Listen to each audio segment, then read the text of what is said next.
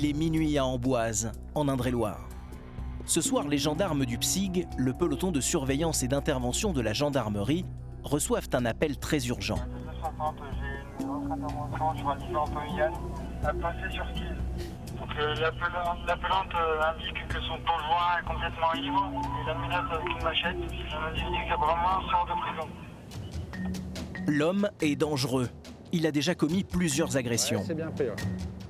Le domicile conjugal est à 10 km de là, en pleine campagne. Il faut faire vite. La vie de la jeune femme est menacée. Alpha 2 de Alpha 1, on vient vous renforcer également. Tony, le lieutenant, est inquiet. Il sait que ces situations peuvent vite dégénérer. Les violences intrafamiliales, en fait, on sait jamais sur quoi on peut tomber. Et en fait, généralement, avec l'alcool aidant, la situation peut partir, on va dire, un petit peu en dents de scie, quoi. Dès leur arrivée dans le village, les hommes du PSIG apprennent que l'agresseur vient de quitter le domicile conjugal, de peur d'être arrêté. Il se cache quelque part dans les rues. Les gendarmes sont sur leur garde. Ils craignent que le mari violent ait toujours sa machette. Tu restes sur la route, La traque de nuit commence à travers les ruelles de ce petit bourg endormi de 1600 habitants. Attends. Ouais. Ok, autre chemin là.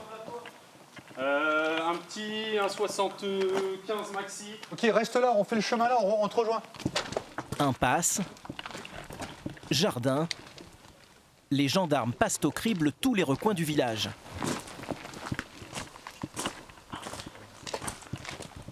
Soudain, ils repèrent l'agresseur. Une course-poursuite s'engage.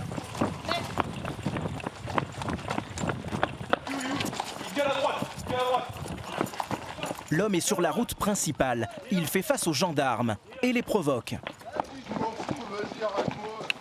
Mets-toi au sol, mets-toi au sol, mets-toi au sol tout de suite.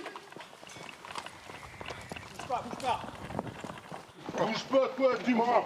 Bouge pas toi, j'ai rien sur moi toi, qu'est-ce que tu veux? Il est plaqué au sol et son chien apparemment inoffensif est écarté. Nulle trace de la machette, il s'en est débarrassé pendant sa fuite. Denis, te bouffer là. Denis, mais attends, j'ai des années de placard derrière moi, tu vas me lâcher pour faire... Sous l'effet de l'alcool, l'homme est très agressif et les gendarmes ont besoin d'être 4 pour le maîtriser. Vous êtes obligés d'être 3-4 sur ma gueule. Bah ouais, vous êtes des merdes.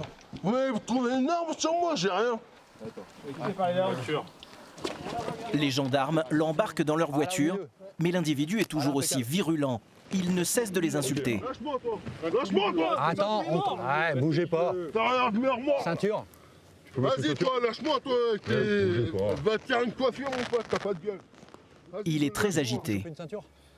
Les hommes du PSIG ont même du mal à lui passer la ceinture de sécurité. Hey, je suis gentil. Bah nous aussi on est gentils. Non, vous m'avez traité comme un chien sur le trottoir. Bah non, ouais. Bah si. Vas-y, mets la ceinture. Vas-y, on me met la tête. Mais vous êtes fous. Attends, je mets la ceinture. Ah, je te montre la fouquette, moi. Même attaché, le mari se débat comme une furie. C'est pas grave, je monte dessus. Bon, tu montes dessus, attends, tu montes devant du coup Tu montes devant? Du coup, tu prends La femme de l'agresseur vient récupérer son chien et peut enfin rentrer chez elle. Quant aux gendarmes, ils vont conduire le mari violent à la brigade d'Amboise. Il sera auditionné le lendemain matin. Sur les bords de Loire, Amboise, une petite ville de 13 000 habitants, connue pour son château du XVe siècle, ses jardins et ses vignobles. Mais derrière cette image de carte postale, les actes de vol avec violence sont en augmentation de plus de 55% en 2018. Tous les jours, la brigade d'Amboise et ses 46 militaires sont très sollicités. Michael, 27 ans, est gendarme depuis 4 ans. Avec Dimitri, ils interviennent fréquemment pour des vols avec violence. Ça s'est passé que ici? Il m'a mis une patate dans la gueule, comme ça. Bouge pas, sinon je t'en mets une dans la gueule. Encore une fois. Bing, bing. Mais leur mission, c'est aussi de régler des conflits de voisinage. Il m'a dit ouais, ta femme c'est une grosse vache, il m'a attrapé, il m'a dit viens voir. Et jouer parfois les médiateurs. Donc maintenant vous allez vous calmer, vous allez rester chez vous parce que vous êtes alcoolisé. Donc soit vous restez chez vous, soit vous finissez en cellule. Dans la circonscription d'Amboise, c'est vous qui avez appelé? Les violences conjugales ont augmenté de 24% cette année. Maxime, 31 ans, militaire au PSIG, le peloton de sécurité et d'intervention de la gendarmerie nationale, est appelé au secours de cette jeune femme, violentée par son mari. J'ai eu peur en fait. Et tout le monde m'a mis en garde. On m'a dit un jour il va te tuer. L'homme est interpellé immédiatement. Vous êtes placé en garde à vue. Là pour l'instant vous suivez mes collègues. Ils vont vous emmener voir un médecin. Sur ces routes départementales mal éclairées, Marie, 34 ans, intervient aussi sur des accidents parfois mortels. En pleine nuit, elle doit affronter la détresse des familles. Votre épouse parle, enfin voilà, hein, vous inquiétez pas. Oui, non, mais vous inquiétez pas. Et enquêter sur les circonstances du drame. Violence intrafamiliale, vol avec agression, accident, immersion avec la gendarmerie d'Amboise, au cœur de la campagne d'Indre-et-Loire. 8h30 à la brigade d'Amboise. L'homme qui a agressé sa femme à la machette a passé sa nuit en garde à vue. Il n'est plus sous l'effet de l'alcool et a retrouvé son calme. Il vient d'être entendu par les gendarmes. Les faits sont graves. Rébellion sur la voie publique, détention de stupéfiants et surtout violence avec arme. Il a menacé sa femme avec cette machette longue de 60 cm. C'est Marie qui lui annonce la décision du procureur. Vous allez être présenté à 14h, devant monsieur Andro, et il va vous expliquer la suite. Vous êtes présenté Ça veut dire que je suis en prison. C'est lui qui va décider, mais en tout cas, vous êtes présenté à 14h30. Est-ce que je vais sortir? Ça va. Alors, je préfère vous dire que ça n'en prend pas le chemin. Tant que vous mettiez en condition. Parce que de ce qu'il m'a dit, ça n'en prend pas le chemin. Ce qui a largement pesé, c'est votre comportement vis-à-vis des gendarmes. L'homme dit ne plus se souvenir de ses actes de violence. À l'extérieur du bureau, il avoue aux gendarmes ne pas réussir à se contrôler quand il est alcoolisé. Parce que moi, je peux avoir les nerfs qui montent très très vite. Et une fois que j'ai les nerfs qui montent très très vite, que vous arrêtez. Je suis incontrôlable. Pourquoi j'ai voulu me battre avec vous? Parce qu'en fait, c'est les nerfs qui ont pris le dessus. J'ai vu rouge. En fait, c'est là-dessus qu'il faut travailler. C'est là-dessus qu'il en faut fait, travailler. j'ai vu rouge. C'est ça. Et franchement, je m'en veux. Nous, on n'a pas, pas été agressifs. Je m'en veux, oui. Je m'en veux beaucoup. C'est pour ça que je vais reprendre le gueulier. C'est pour ça, travailler là-dessus, ça c'est pareil, c'est un gros travail à faire, mais ça va être très bien. Le mari violent va être déféré au tribunal de grande instance de Tours. Il sera condamné à un contrôle judiciaire quotidien pendant 2 ans, suite aux violences contre sa femme et sa rébellion contre les gendarmes.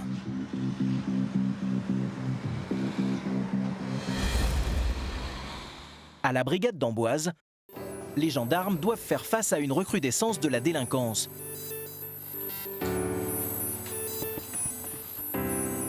Pour Michael, 27 ans, c'est presque le quotidien.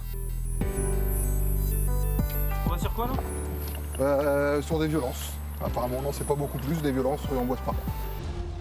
Ce jour-là, Michael fait équipe avec Dimitri, qui est gendarme depuis 15 ans. Ils viennent d'apprendre qu'une bagarre aurait éclaté dans un appartement. Témoin a l'air de dire qu'elle a vu et entendu son voisin se faire tabasser. Alors, une partie de la journée, mais au moins elle a vu une claque qu'il a reçue. Et le ou les auteurs lui auraient dérobé sa télé, a priori. L'altercation s'est passée sur les hauteurs d'Amboise, à 3 minutes du château. À leur arrivée sur les lieux, un comité d'accueil attend les gendarmes. On va se garer. Ce sont les voisins qui ont donné l'alerte.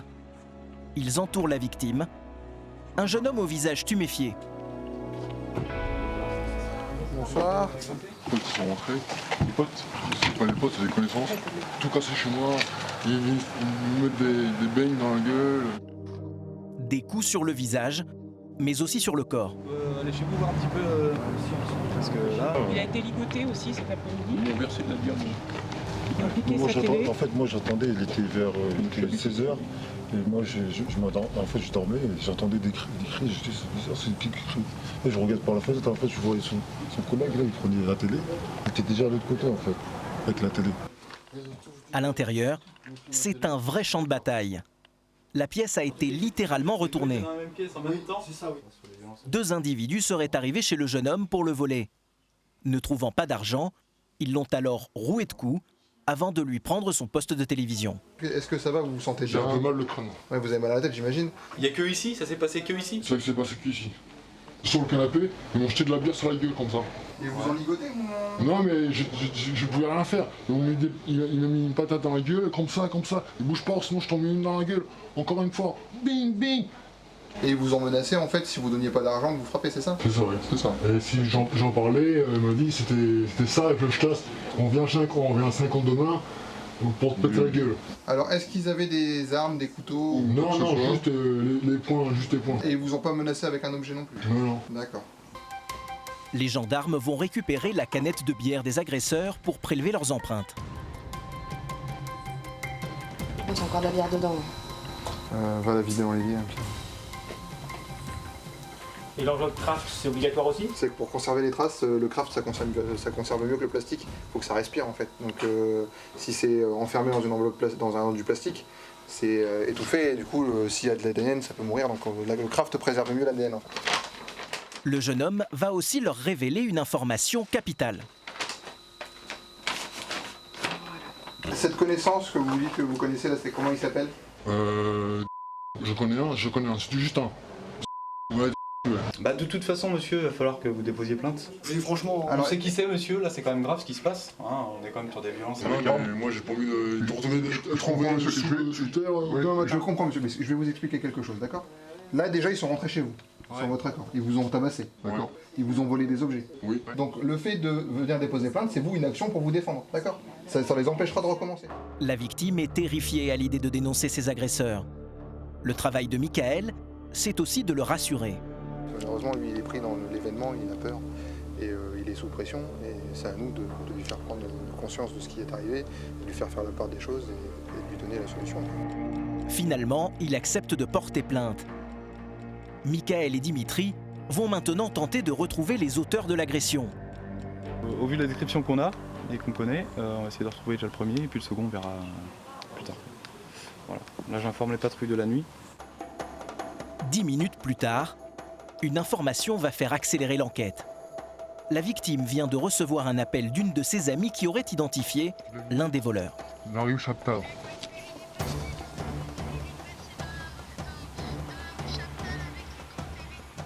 D'accord, c'est le gendarme là qui vous parle.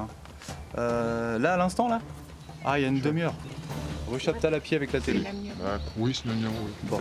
Ouais, de toute façon nous on voit qui c'est, il n'y a pas de souci, on va l'intercepter ce monsieur, il n'y a aucun problème.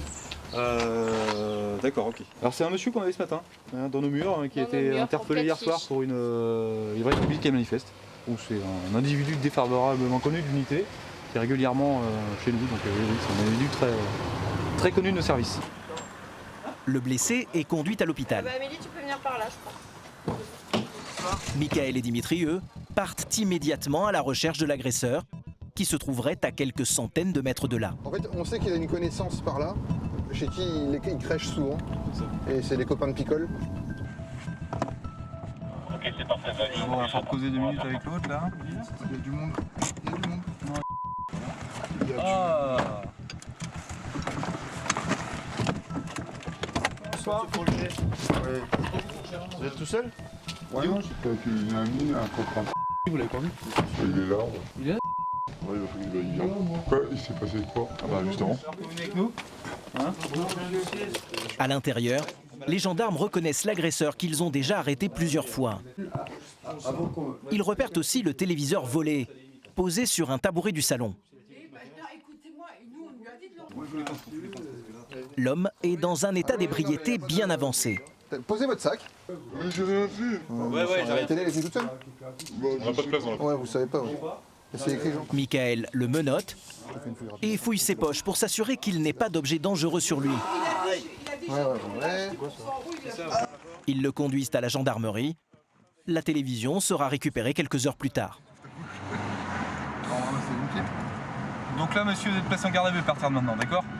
On vous expliquera tout quand vous serez en mesure d'être entendu. L'homme sera déféré le lendemain devant un juge.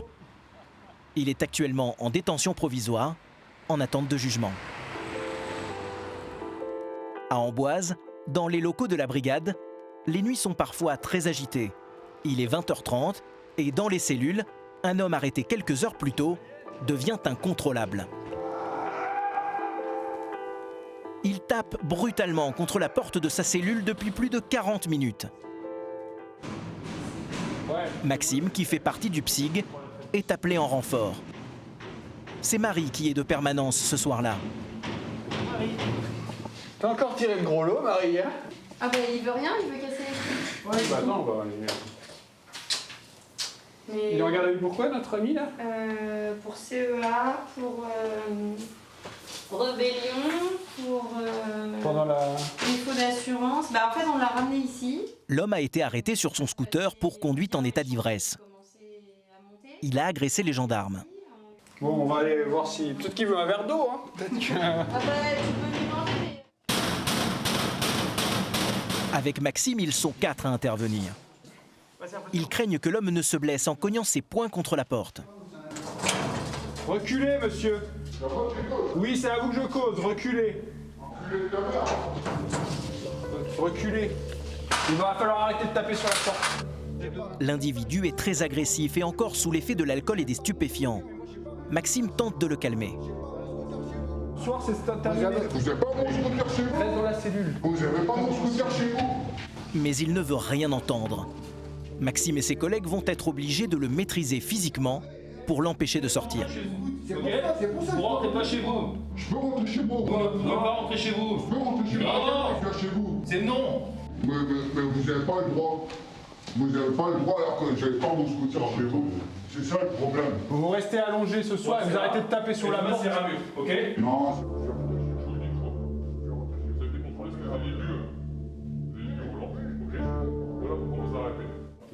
Bon, allez, c'est bon. Allez, vous arrêtez de taper sur la porte. Non, je vais pas sur la porte. Bah, on va revenir, on va revenir. Allez. Je vais Allez, t'as ta mère. Vous avez oublié? Bon, il a pas compris. Il n'y a rien dedans? Non, non. Je suis content d'habiter à l'extérieur. Marie, elle, est inquiète. Elle a peur que la situation ne dérape. Il va finir par s'arrêter parce qu'il y a un moment il va redescendre. Les mains là.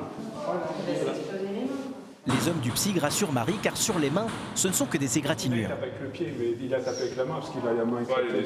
Et cela ne nécessite aucune hospitalisation. La solution ultime, ça serait de le surveiller toute la nuit, de le mettre dans une pièce et de rester à côté de lui, qu'il soit accroché quelque part. Sinon, c'est d'attendre qu'il se calme.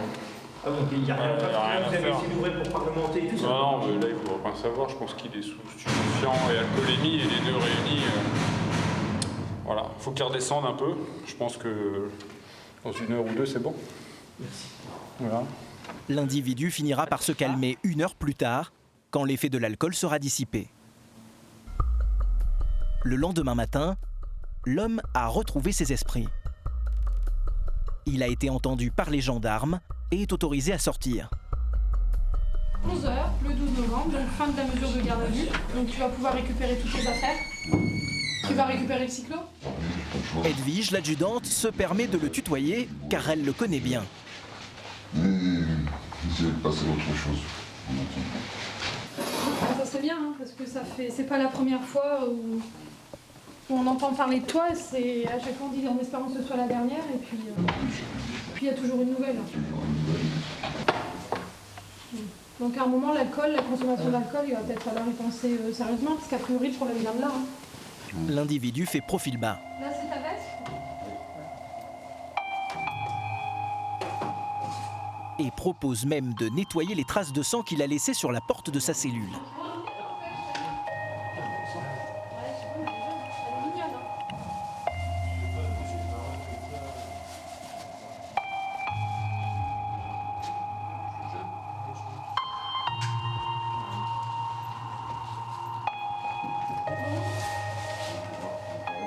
L'homme quitte la brigade. C'est son 3e passage à la gendarmerie d'Amboise.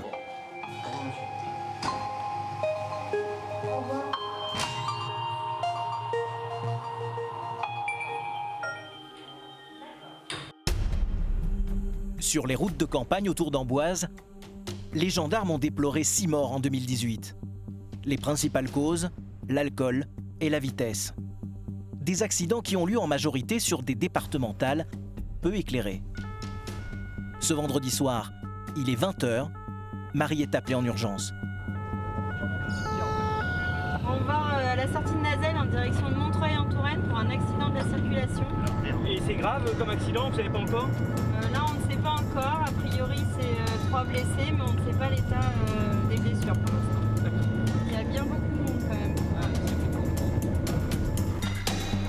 Les pompiers sont déjà sur place, ainsi que le SAMU. Il n'y a pas eu de collision.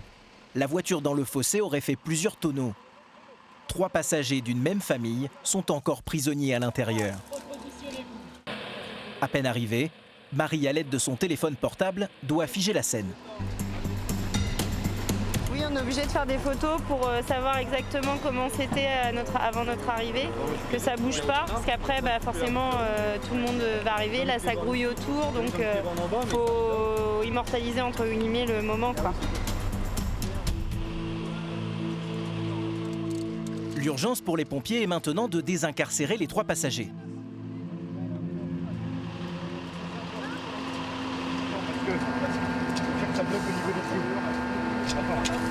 Le conducteur de 45 ans est dans un état critique.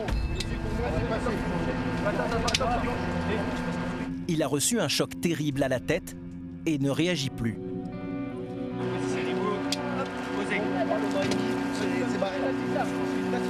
Son pronostic vital est engagé. Dans le véhicule des pompiers, le médecin lui prodigue les premiers soins. Son épouse de 45 ans et sa maman de 75 ans sont encore conscientes. Elles ont de multiples fractures et sont frigorifiées.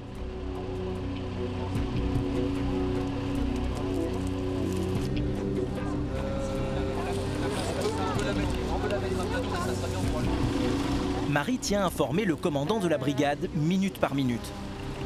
Le conducteur qui est très mal en point. Les 2 autres, les blessures pour l'instant, on n'a pas encore les détails, même si c'est sérieux aussi, mais leur état, a priori, n'est pas engagé, quoi. Enfin, ils vont s'en sortir. Voilà. Venez par là, monsieur, vous inquiétez pas, on va venir vous... Le mari de la passagère arrière, âgée de 75 ans, vient d'arriver. Il a été appelé par les gendarmes. Il est choqué. D'accord. Restez par là. Allez-y, venez avec nous, monsieur. Oui, c'est pour ça, on va la décaler pour pouvoir laisser la place autour. L'homme veut des nouvelles de sa femme et de ses beaux enfants. Mais Marie préfère l'éloigner des lieux de l'accident et tente de le rassurer. Votre épouse parle, enfin voilà. Hein, oui, non, mais vous inquiétez pas. L'autre dame, elle parle aussi, le monsieur, c'est un petit peu plus compliqué. Marie et ses collègues vont maintenant essayer de comprendre ce qui s'est réellement passé sur cette route de campagne. À l'aide de ces métrages et de marquages au niveau des roues du véhicule, ils vont réussir à déterminer la vitesse et la trajectoire de la voiture. La largeur, il y a combien, vous m'avez dit? 4,3. 4,3 mètres. Et là, tu me prends de là à la route. 1,2. Combien? 1,2. Ça sert à quoi ces distances? Ça sert à faire le croquis plus tard pour savoir où était placée la voiture par rapport à la chaussée. Et faire un bon croquis quoi, pour essayer de déterminer les circonstances de l'accident. Voilà. Tu arrives à voir ou pas? Soit il roulait vite, soit il y a vraiment un truc qui l'a gêné. Ouais, ou un animal des fois. Et vous avez fait le tour un peu? Il n'y a pas de gibier de mort dans le coin ou je sais pas quoi là?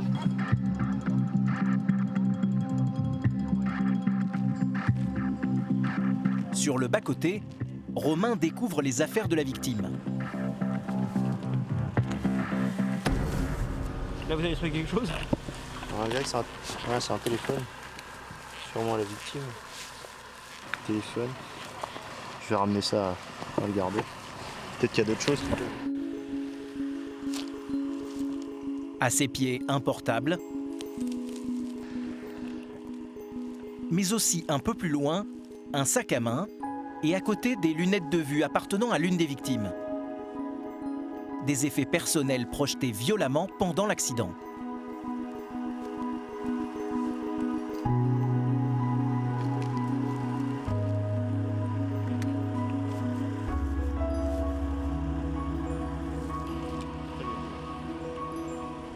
Il est 20h30.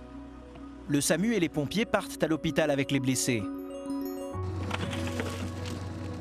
Quant à la voiture accidentée, elle sera remorquée jusqu'à Amboise pour expertise judiciaire.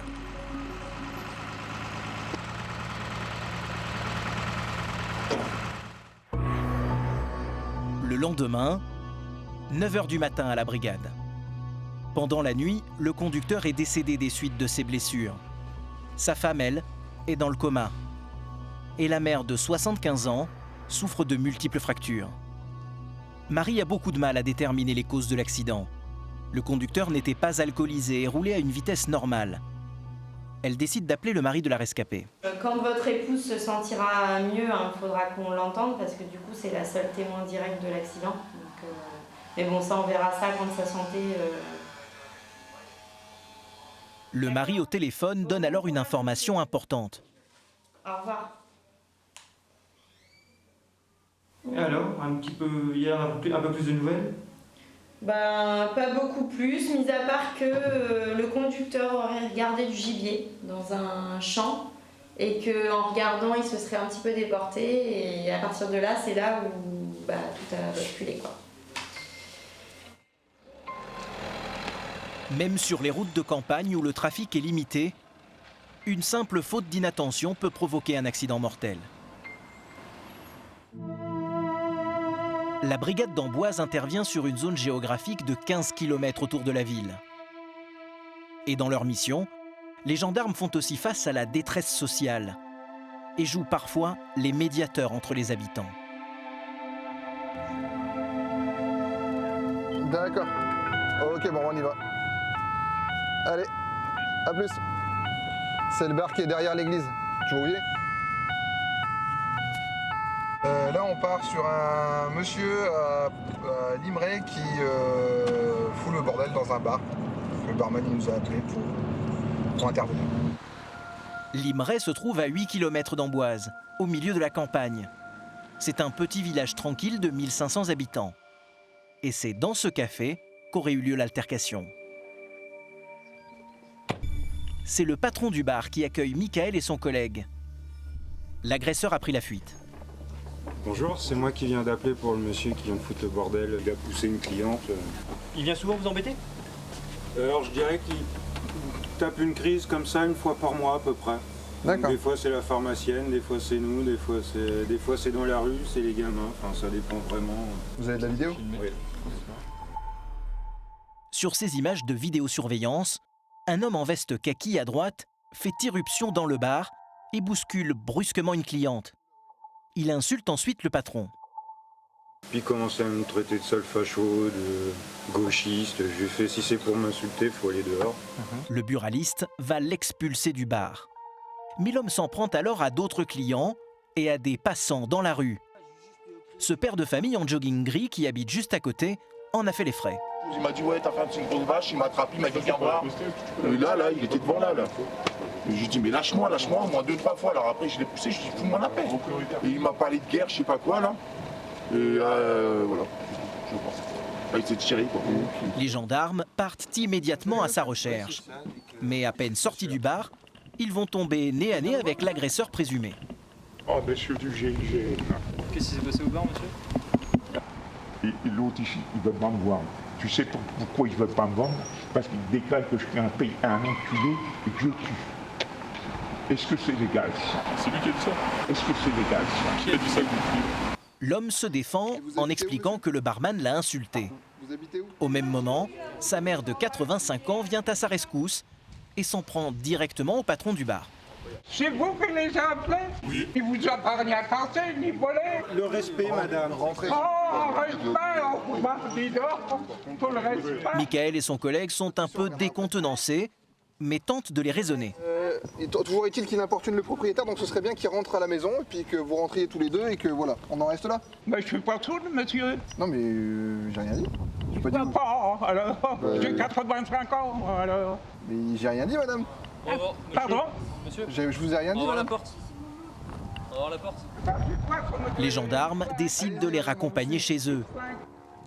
La mère et son fils, qui ne travaillent pas, habitent ici depuis plus de 25 ans, dans cette vieille maison, en mauvais état.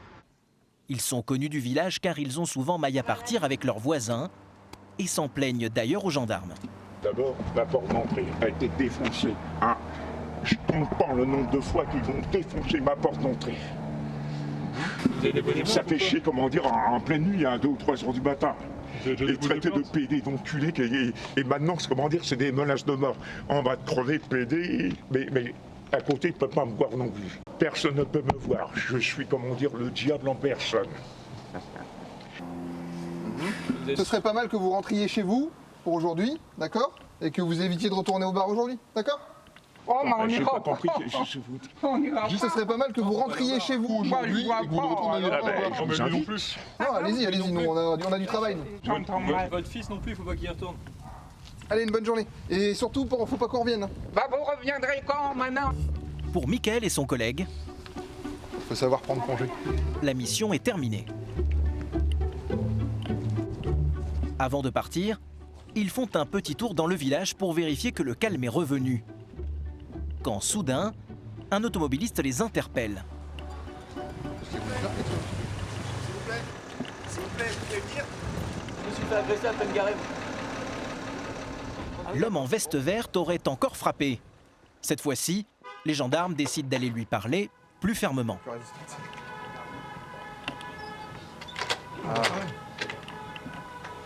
Monsieur, Vous commencez sur le Encore pour une petite visite. Vous avez pas fini votre cirque? Vous avez une perquisition. Vous avez fini votre cirque ou pas? Je ne possède pas d'armes. donc maintenant, vous allez vous calmer, vous allez rester chez vous parce que vous êtes alcoolisé. Donc soit vous restez chez vous, soit vous finissez en cellule. C'est clair, ça? Là, vous m'entendez? Je suis pas plus alcoolisé que les autres. Non, bah si, pour l'instant, vous embêtez les gens. Donc vous rentrez chez vous maintenant. Deux types comme ça, on n'a pas peur. C'est assez impressionnant parce que ces personnes-là, on a beau essayer de discuter avec eux, vu qu'ils n'ont pas toutes leurs facultés, c'est compliqué, le dialogue devient compliqué. L'homme va rester tranquille le reste de la journée, mais dans la nuit, il va de nouveau faire parler de lui. À 21h, une autre équipe prend le relais. Hervé, 48 ans, est le lieutenant qui commande la brigade d'Amboise. Même après 25 années de service, dès qu'il le peut, il repart sur le terrain. Et certaines interventions sont déroutantes. Alors là, on a appelé par les urgences de l'hôpital d'Amboise pour un individu qui est un peu connu de l'unité, on va dire, qui est une nouvelle fois arrivé aux urgences pour importuner le personnel. À l'hôpital public d'Amboise. Bonsoir. Docteur, vous allez bien? L'équipe des urgences explique au lieutenant que l'homme ouvre les portes des chambres des patients et parfois dérobe des affaires. C'est ça? Voilà. Il est alcoolisé ou non? Ou il est pénible ou vous savez pas? Bah, il est pénible avec les gens en salle d'attente. Je veux vraiment alcoolisé. Bon, on va le mettre dehors alors. Non, mais pas de souci, on va s'en occuper. C'est pas la première fois qu'il vous embête? Non. Tous les jours, il vient. Tous les jours? Oui. Bonjour. Vous venez nous voir? Pourquoi vous êtes allé tout seul là-bas? Là, ils vous ont pas demandé d'y aller, les gens, là, l'infirmière? Je sais plus. Vous avez bu? Non, je bois plus. On le fait souffler pour moi, après, juste pour dire deux, pour être sûr. Allez, on va dehors. C'est un retraité. Il semble totalement désorienté. On va juste vérifier, vous nous dites que vous n'avez pas bu, on va juste vérifier par acquis de conscience, et puis après, vous repartez tranquillement. D'accord? Ah non, non, non. Vous voulez qu'on vous emmène en cellule? Bon, bah vous rentrez chez vous à pied, là. Regardez, c'est marqué gendarmerie, c'est pas marqué taxi. Oui, je vais vous emmener en cellule. Ah, pourquoi? Parce que je viens là. Parce que, pourquoi? Parce que vous m'ennuyez. Ah. Bah, vous avez pas bu, vous m'avez dit, alors qu'est-ce que Non, vous j'ai pas bu. Bon, bah alors, allez chez vous. Vous avez pas la télé? Bon, bah voilà. On n'emmène pas les gens en cellule comme ça, monsieur. Voilà, vous êtes venu, vous avez discuté avec... Soufflez dans l'appareil, s'il vous plaît, je vous dirai stop. Encore. Stop. Merci. Voilà, la soirée se termine, faut aller au lit. C'est bon? Oui, vous n'avez pas consommé d'alcool. Bonne soirée? On m'emmène en cellule? Non. Vous allez vous ennuyer encore plus en cellule, hein. Je pense que vous allez être mieux chez vous. Ouais. D'accord? Alors, monsieur, là. Au revoir. Rentrez bien. C'est un habitué de la gendarmerie. On le croise régulièrement au cours de nos patrouilles et de nos interventions pour différentes raisons. Voilà. Je pense que la gendarmerie a montré ses limites maintenant, là c'est le médical. Mais le médical ce soir, pas possible. Il n'y a pas de motif non plus.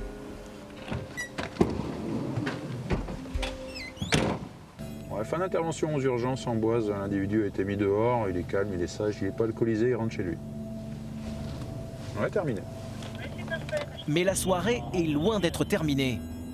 À peine reparti, le lieutenant reçoit un appel. Il doit se rendre d'urgence à Limeray, là où vit le marginal qui agresse les habitants.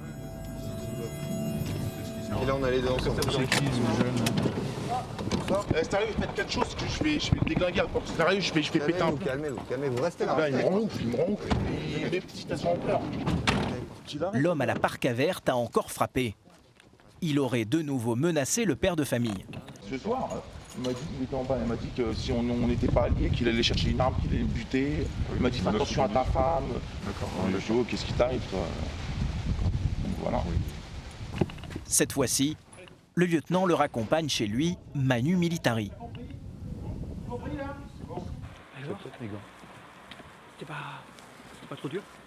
Non, mais là c'est notre marginal local, il fallait le canaliser, donc là il fallait lui montrer un petit peu les dents et puis lui expliquer qu'il fallait qu'il rentre à la maison pour détendre la situation et puis que l'autre partie rentre également chez elle et se calme. Et, sinon là, on allait partir sur des violences et ça allait finir pour tous au bureau, ça allait empirer.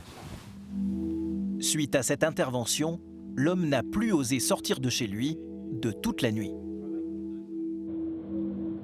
À Amboise et dans le département, les violences conjugales sont en augmentation, plus 7,2% en 2018. L'an dernier, 1500 plaintes ont été enregistrées.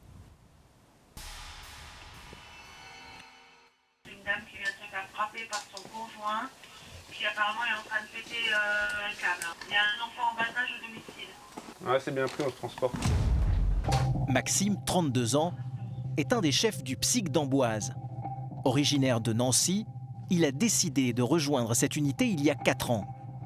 Dans les cas de violence conjugale, Maxime s'arme systématiquement d'un taser en cas d'agression.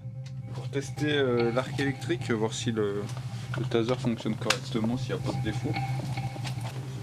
Le taser, c'est vraiment dissuasif pour les gens? Ouais, oui, en plus c'est bien apparent, les gens ils connaissent en plus. Ce soir, l'intervention a lieu dans une localité voisine, située à 15 minutes d'Amboise. Il faut faire vite. La femme au bout du fil est paniquée. Maxime et son collègue sont inquiets. Dans les cas de violence conjugale, la situation peut vite dégénérer.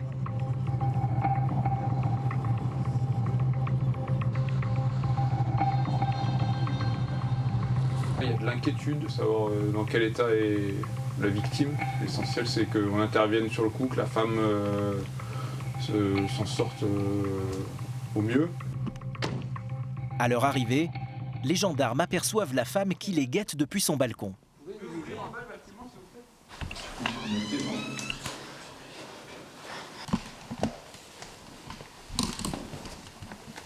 Oui, mais qu'est-ce qui s'est passé alors? Face aux hommes du PSIG, une jeune femme totalement terrifiée. Son enfant dort dans la pièce à côté. Le mari est lui aussi endormi, assommé par l'alcool. Un gendarme surveille le couloir qui mène aux chambres. On a des amis, du coup il a un peu bu, avec l'alcool il a pété un plomb. Et il m'a insulté de tous les nids, il m'a tapé dessus. Et du coup c'est pas la première fois.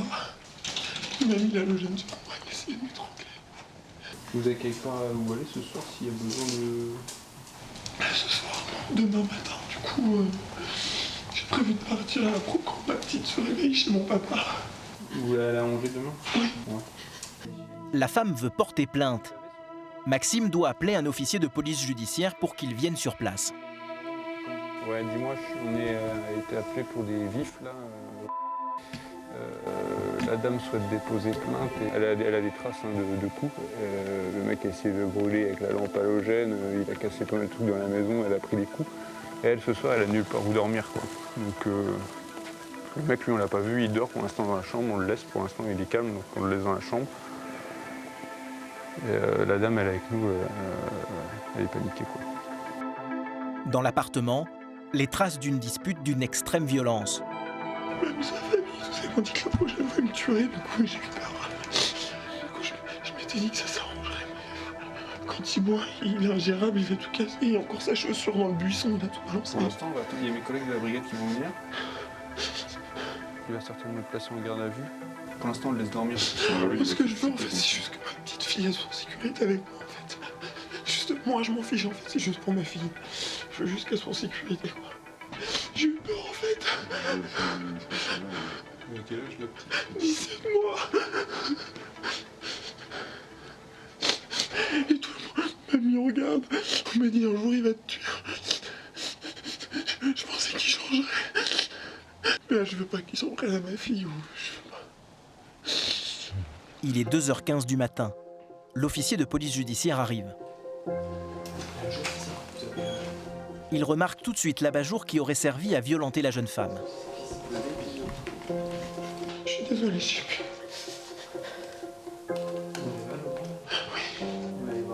Vous voulez qu'on appelle des pompiers? Non, j'ai ma fille qui est là, je veux pas. La femme préfère ne pas quitter son domicile tant que son conjoint est encore là. Maxime et ses collègues décident alors d'aller interpeller le mari dans la chambre à coucher. Monsieur? Ouais, non, t'inquiète pas. C'est la gendarmerie. Je vais faire des appels. 12h25, vous êtes placé en garde à vue. Vous avez consommé de l'alcool? D'accord, je vous notifierai vos droits après, une fois que vous serez plus alcoolisé. Là, pour l'instant, vous suivez mes collègues, ils vont vous emmener voir un médecin. Pour voir si vous êtes compatible avec une mesure de garde à vue. D'accord?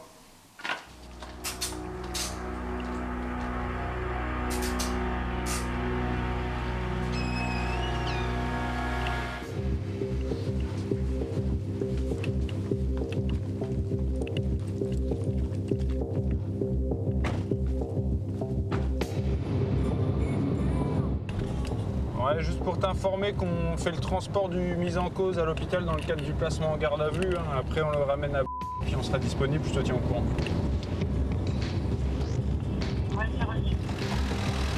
À la brigade, le mari violent va devoir passer un test d'alcoolémie.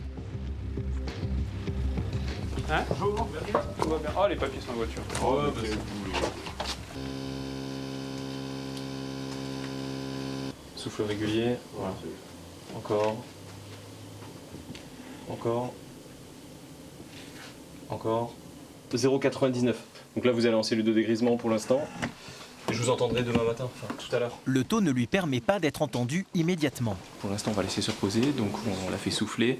Son taux est assez important, donc pour l'instant, on va attendre que son taux diminue pour pouvoir l'entendre complètement.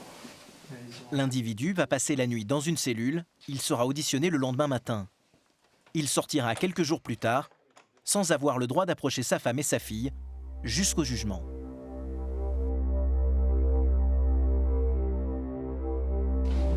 Retour à Amboise. Dans le service du PSIG, le peloton de surveillance et d'intervention de la gendarmerie, Tony, le patron de 39 ans, s'apprête à prendre son service. La nuit, ils sont 6 militaires à patrouiller.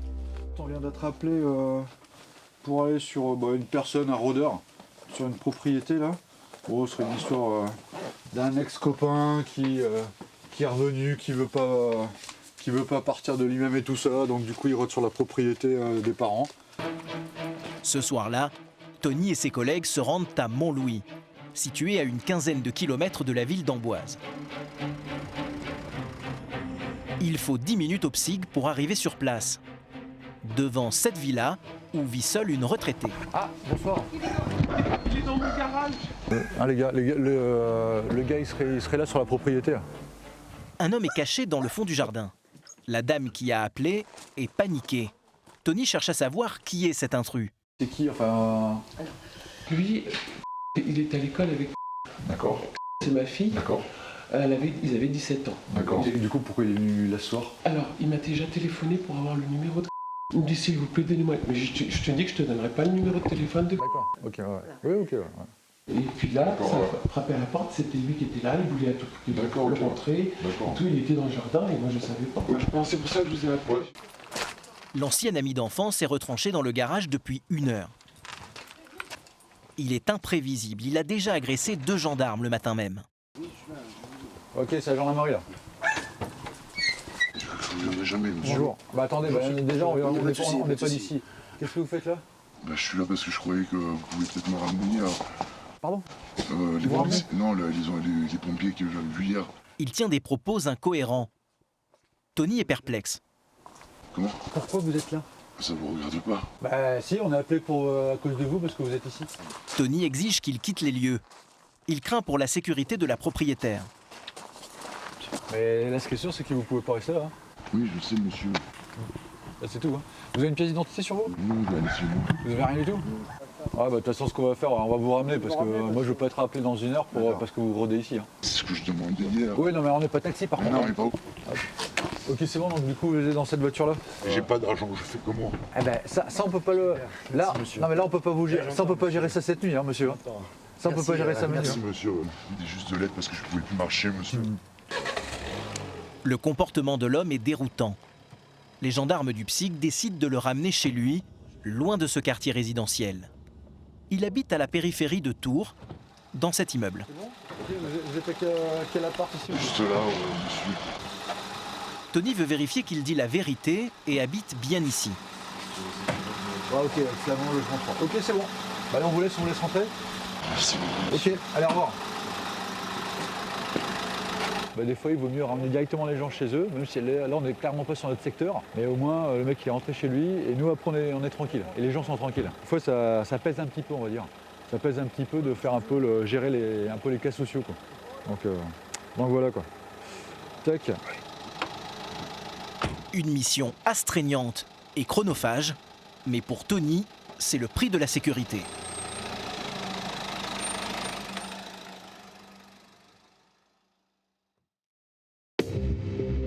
Samedi, 15h. Cet après-midi, une manifestation sensible se prépare sur les hauteurs d'Amboise et c'est le PSIG qui est appelé en renfort par la préfecture. De PSIG Amboise, on part sur une surveillance particulière sur Amboise au niveau de la pagode, sur le cirque, dans le cadre de la manifestation des anti-cirque. Rémi, 33 ans, est le numéro 2 du PSIG.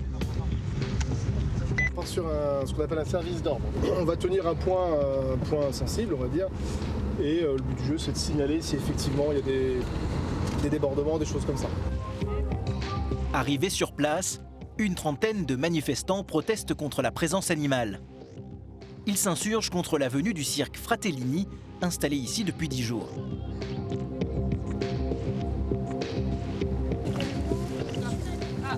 Venez ici. À leur tête, Alexandra, une militante de 27 ans. Là, je place les militants pour avoir un maximum d'impact visuel avec nos messages. Une manifestation qui semble à première vue bon enfant. Mais si Rémi et ses 4 collègues sont présents, c'est qu'ils veulent éviter les débordements d'il y a quelques mois. Sur ces images filmées à Brest par des manifestants, des professionnels du cirque et des militants se sont affrontés violemment. Manifeste, face de mort, bah. Mais c'est bien, on ramène tout le monde, on ramène la police, hein. On fait rien. La police a dû intervenir.